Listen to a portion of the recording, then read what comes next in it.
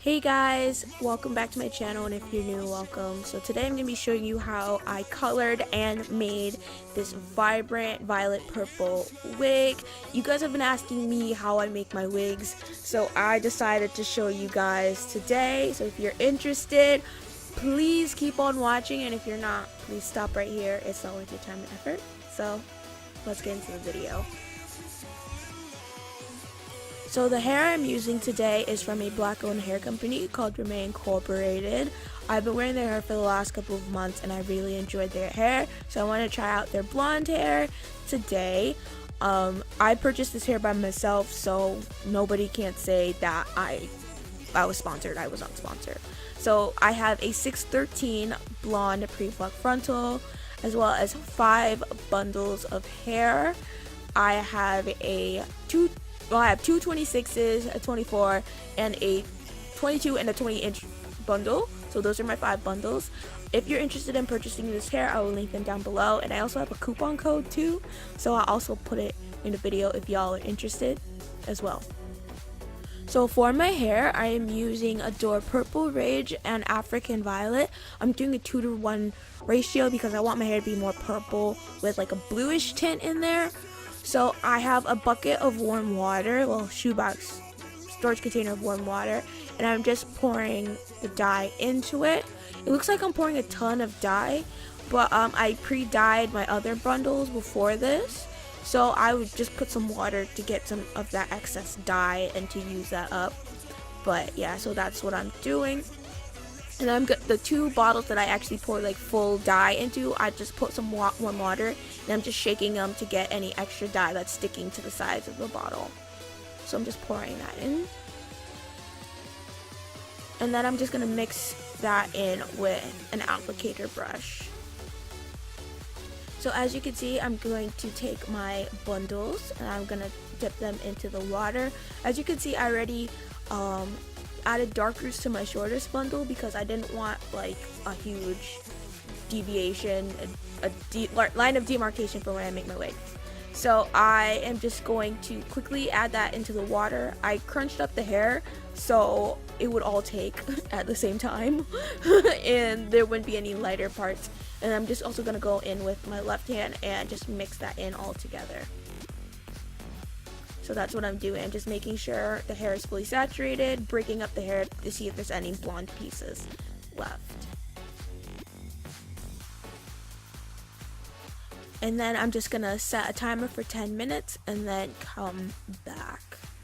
So once I left it to sit for 10 minutes, I'm just gonna take it out and squeeze the excess water out, as well as towel dry it before I go wash the hair. I washed the hair off camera because it was just taking a lot of time, and I didn't really have any good angle shots, so I just wanted to just show you what the process looked like, me just taking it out of the water.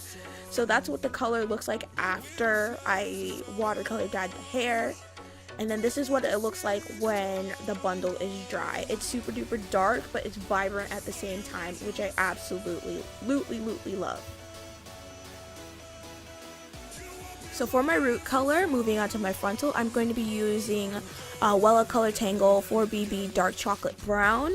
When I do color, I usually prefer roots to mine. I feel like it looks more natural than going rootless. So I'm just applying that on with a mascara wand, a disposable mascara wand, and I'm trying to do it as quick as possible. But obviously I'm going actually really slow because this was my first time actually doing rooting on a frontal, so I was trying to be as careful as possible, and I wanted 1 inch roots. That didn't happen. It ended up being like 1.5, 2-inch roots. But yeah, I was trying to go as fast as I possibly can and not mess up my frontal, but your girl ended up messing her frontal up anyway. So yeah, so that's what I'm just doing.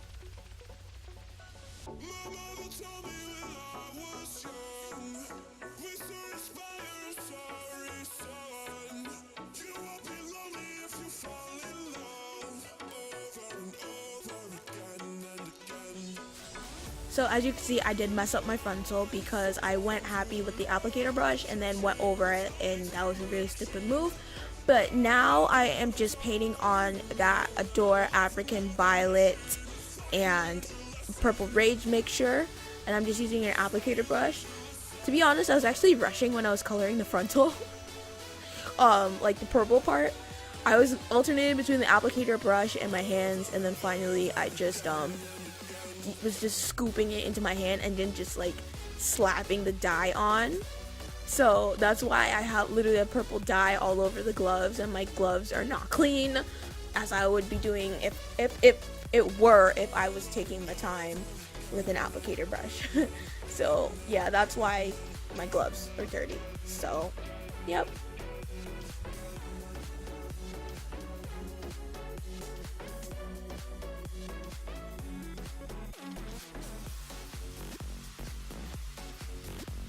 So moving on to the wig making portion, this is the cap I like to use. I like to use a professional wig cap. When it comes to clients, I do not like using this cap. I prefer the mesh dome caps. But I'm going to start off by pinning my frontal to my wig, and when I pin the ear tabs, I'm pinning them on the frontal. I'm pinning it behind the ear tabs on the cap. That lets me know where I have to cut after I finish making the wig. So that's what I'm doing. I'm making sure it's precise so it fits really, really well. And this method has really, really helped me when it comes to every wig that I make for myself as well as other people. So now I'm just sewing my wig, my frontal on, while finishing sewing it up. And I'm using the loop and pull method. This method, instead of doing the overhand stitch, this really keeps my wigs very secure, and it makes it easier when I pop a thread in my wig if I ever do. It just makes it a lot easier for me to repair it if I do, and it keeps everything tight and secure.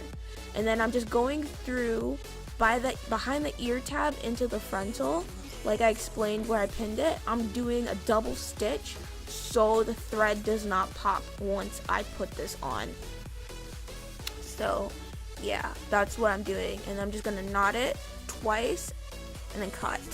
Now I'm just installing the bundles. I am sewing underneath the left. I'm sorry, my hand's blocking it. I'm right-handed, and I didn't realize I should have been standing on the left side of the screen. But yeah, I am right-handed, so I'm doing the loop and pull method. And then what I do when I am going to flip my track, I do the flip over method. So I take the bottom track that's underneath and I sew that down, but I don't sew it all, I don't attach it to the frontal, as you can see, like that. And then I flip it over and I sew through that the fold part, doubling that back up, and then I just continue sewing, loop and pull continuously over and over and over again. So hopefully you guys can see what I'm doing as I'm doing it. This is my first wig making tutorial, so I apologize if I keep blocking it. I'm so sorry.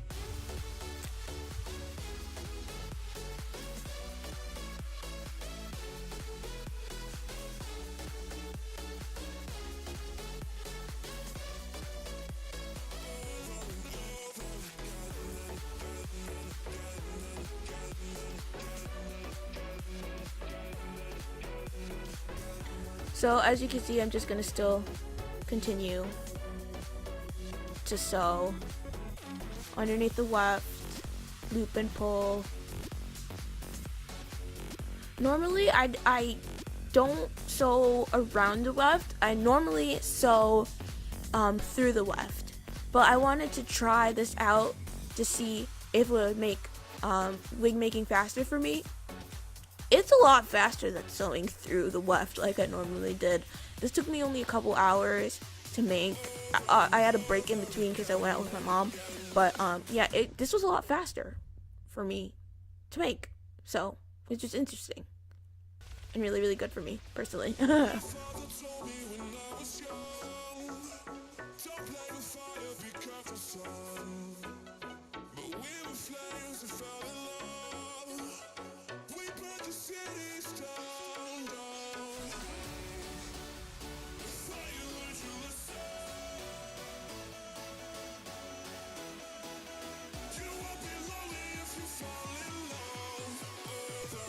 So this is the last bundle I'm doing. For the last bundle, I usually single weft it because I don't want it to be bulky on top and I want it to lay flat. So that's what I'm doing. So I'm just single wefting it.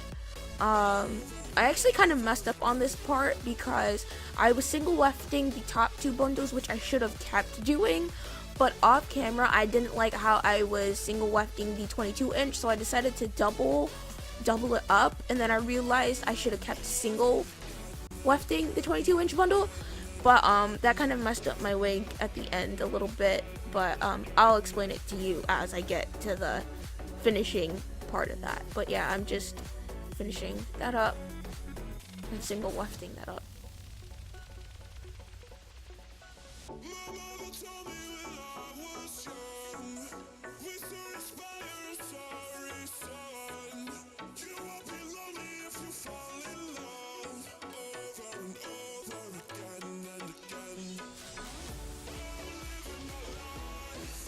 So this is the part where I messed up because I decided to unsingle weft the 22 inch and double weft it.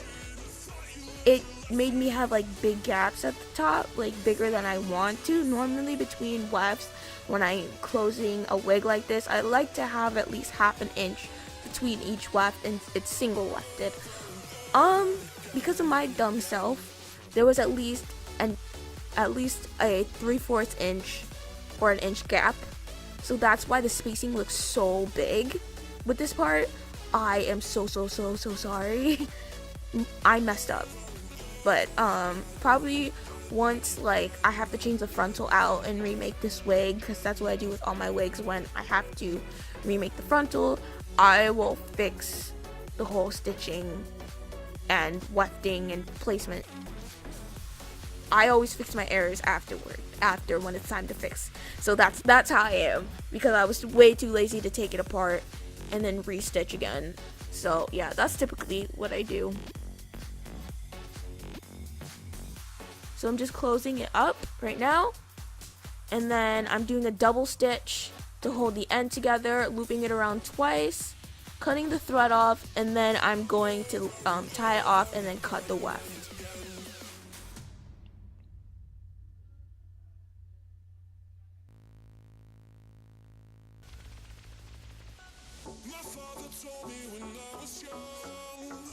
So now I'm just sewing the last weft to close up the wig, and so I'm just sewing around the weft but through the lace, the back of the lace frontal, so there's no gaps, and so everything is seamless and lays flat and is super tight.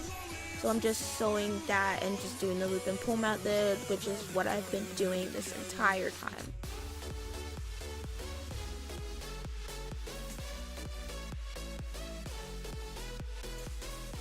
So this is the finished unit. I did go in off camera and add elastic bands, combs, and tinted my lace as well styled it. This is 26 inches, pure violet vibrancy goodness. I hope you guys enjoyed this video. Let me know in the comments down below if you would like to see other hair videos from me. This was my very first hair video, so I hope you guys liked it. Don't forget to follow me on my social media, Instagram and Twitter, Abiola, Snapchat, Style to Perfectify. Hope you all have a wonderful day, and I'll see you all in the next one. Bye, guys.